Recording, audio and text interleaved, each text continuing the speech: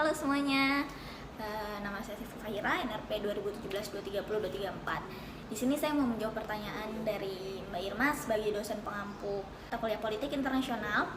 Langsung aja ke pembahasannya. Jadi seperti yang kita ketahui, sektor pendidikan ini kan juga terkena dari dampak COVID-19 ya. Jadi sehingga membuat perkuliahan yang harusnya biasanya kita langsungkan secara tatap muka, jadi kita melakukannya dengan secara daring. Masuk di mata kuliah ini kita jadi harus melakukannya secara daring.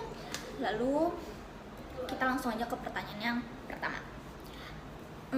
Di mata kuliah politik internasional ini pembahasan yang menarik menurut saya itu tentang liberalisme.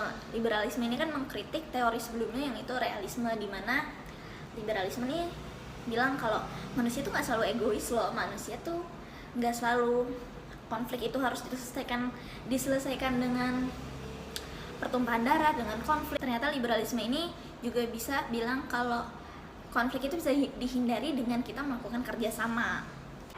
Dan ke pertanyaan kedua, manfaatnya jadi relevan di kehidupan sehari-hari.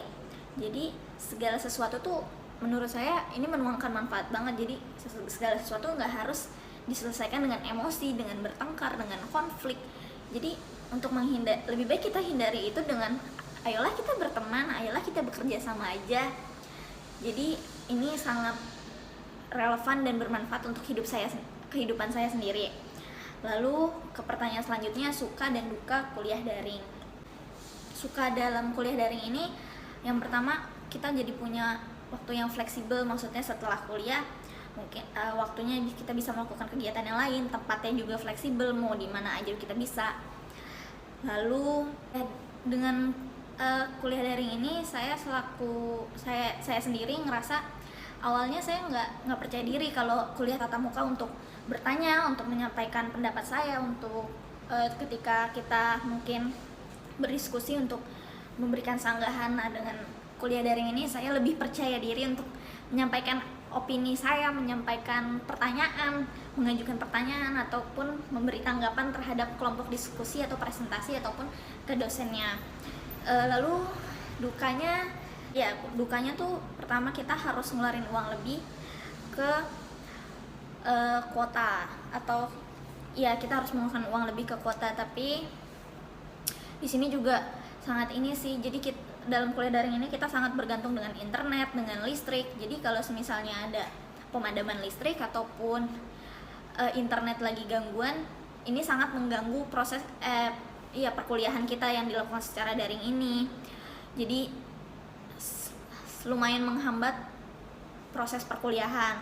Lalu pertanyaan selanjutnya ada pesan moral selama pandemi. Pesan moral yang dapat kita ambil dari pandemi COVID-19 ini, karena kan awalnya kegiatan itu kan di luar ya, sekarang kegiatan di rumah seperti work from home, kuliah juga daring. Jadi kita memiliki waktu yang lebih banyak untuk berkumpul dengan keluarga, jadi bisa makin hangat itu dalam keluarga. Lalu dengan adanya pandemi ini kita juga bisa menjaga bumi kita, kalau ternyata bumi kita ini butuh istirahat ya. Lalu kita juga bisa dengan adanya pandemi ini kita menurunkan ego masing-masing untuk demi kesembuhan bersama. Lalu jadi kita harus tahan, nggak keluar rumah, nggak berinteraksi dengan orang secara langsung. Jadi demi banyak kebaikan agar kita bisa kembali berkegiatan seperti semula. Lalu cita-cita saya 5 tahun ke depan adalah saya ingin sekali bekerja di pemerintahan atau yang mewakilkan Indonesia di dunia internasional, mungkin bisa jadi diplomat atau duta besar. Dan juga saya ingin jadi karena saya mau banget jadi orang yang berguna untuk keluarga, sahabat, orang-orang di sekitar saya, agama dan negara saya. Sekian dari saya, terima kasih.